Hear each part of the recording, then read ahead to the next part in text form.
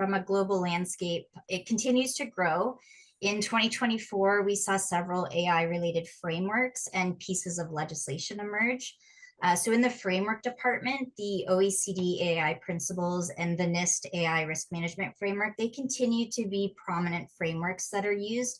And you'll see elements of these frameworks that are used as building blocks in new and emerging frameworks. So these are only a sampling of AI frameworks that are available. There are so many for companies to choose from, and it can be based on your specific needs. So there are comprehensive and industry neutral frameworks. There's sector specific frameworks. There are frameworks that are dedicated to specific elements of AI, such as just looking at ethics or just looking at transparency, or even just a specific technical aspect of AI processing. So not only are frameworks a really good way for businesses to demonstrate their accountability and compliance with AI principles, but they can really help businesses to focus on how to operationalize an AI program because they break down the obligations into smaller, achievable tasks that the business can then monitor and continuously improve upon through their framework lifecycle. And so they're a very good place to start if you're feeling overwhelmed and you want to understand things from a more operational kind of bite-sized standpoint. And then with respect to AI laws, we continue to see the different phases of the EU AI Act come into effect. I will talk about more of that in a minute, but at the end of 2024, South Korea passed its AI Act, and so that is set to come into force in 2026. Also coming into force in 2026 is the Colorado AI Act.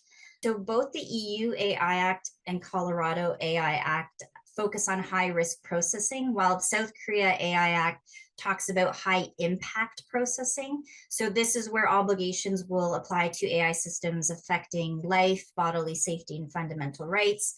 So this would be processing in the healthcare sector, recruitment and loan activities, and processing involving young children. Those are just a few examples.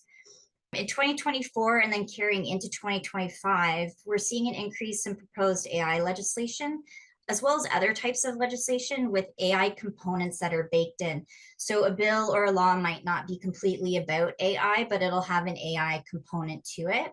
And so we've seen this as being especially apparent in the United States.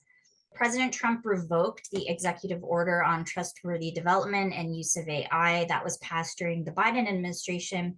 And then on January 23rd, President Trump issued his own executive order making it the policy of the United States to sustain and enhance America's global AI dominance.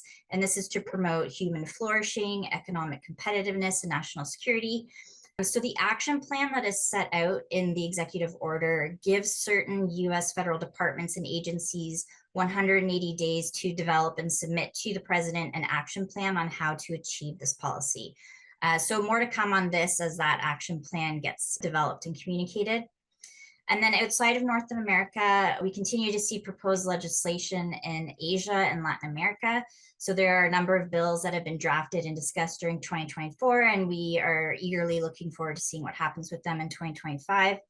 And then in Canada, the fate of the Artificial Intelligence and Data Act, or ADA or IDA, depending how you say it, it's currently unknown, with the Canadian Parliament being prorogued until March. So until further time in Canada, when a new legislative agenda is set, existing federal and provincial privacy law will continue to be used. And so I wanted to include, for your awareness, also unlawful trade practices and unfair and deceptive acts legislation in the US.